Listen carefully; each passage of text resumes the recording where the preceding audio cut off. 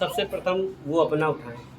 वो हमारे कर्तव्य है कि हम बच्चों को कैसे उनको देख पा रहे हैं, वो समय से उठ रहे हैं, जाग रहे हैं, नहीं जग रहे हैं, तो हमारा कर्तव्य बन जाता है माता पिता का कि उनको समय से उठाएं, जगाएं और उनको जाने भाई कि उनकी तो अभी खेलने कूदने की उम्र है, तो वो अपने मन की इच्छा के हिसाब से कार्य करते हैं। लेकिन हमें क्या है कि हमें अपना माहौल देना उनको, उन बच्चों को, कि वो अपने से उठना बैठना दैनिक कार्य करना सीख जाएं। ये सब 5 से 10 साल के बच्चों के बीच में ज़रूर होना चाहिए।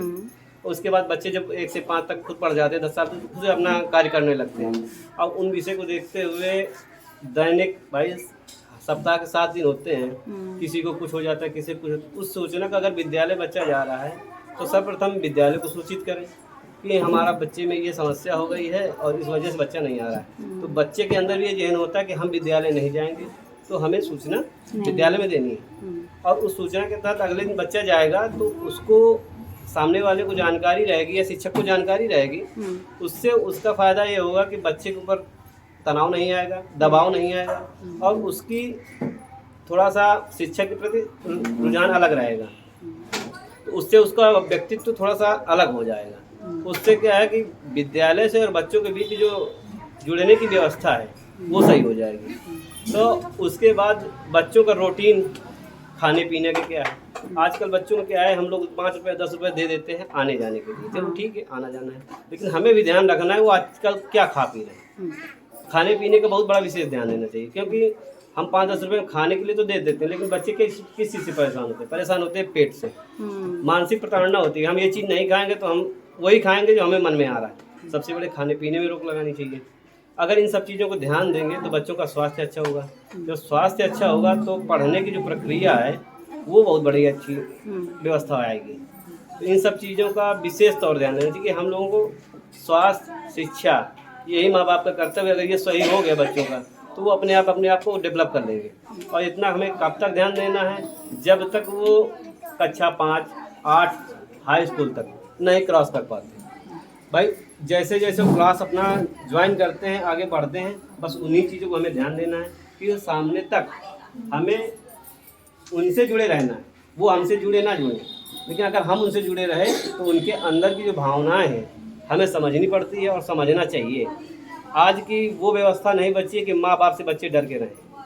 आजकल की व्यवस्था ये है कि बच्चों को अपने तरीके से अगर पालना है तो उनसे जुड़ना पड़ेगा, उनके अंदर झांकना पड़ेगा कि उनकी ज़रूरतें क्या हैं, मन को समझना पड़ेगा, तभी आप उनको बच्चों को डेवलप कर सकते हैं। नहीं तो कोई भी आता है कुछ भी सिखा के चला जाता है ना। बाहर आना जाना है तो हम कक्षा 3 में सर्वप्रथम पारवापुर हमने अपने बच्चे को डाला था। कक्षा 3 से बराबर रेगुलर आ रहे हैं।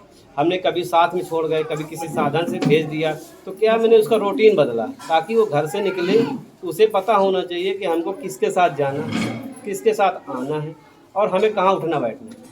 तो अगर बाय द वे नहीं भी हैं, नहीं घर से कोई सदस्य जा पा रहा तो उसको आने जाने में दिक्कत नहीं होगी। आप अलीपुर में रहते हैं, इतनी दूर से मतलब उसको लेके आते हैं। सब दम हमने यही विद्यालय में बस ये करवाया था कि यहाँ पे आने जाने की व्यवस्था भी हो जाएगी और समय रहते उसको। अब यही क्या होता है, गांव घर के बच्चे पढ़ते हैं, 8 तक पढ़े, उसके बाद कहीं दूसरी जगह जाना होता है तो क्या होता है, वो समझता है हम जाएंगे तो वहाँ डरेंगे। अब अंदर उसकी क्षमता डरने वाली ख़त्म हो गई। किसी से बात करना है, किसी को पैसे देना, कितने उसे वापस लेना है, इन सब चीज़ों की बहुत बड़ी जानकारी होती है। तो बच्चों को बिल्कुल अकेले आने जाने की भी आदत डालें और उनके प्रति ये जागरूक रहें कि वो किसके साथ आते जाते हैं। ये हमारी जिम्मेदारी है कि निगाह हमें उनके ऊपर रखनी, प्लस उनके मन का भी रखना।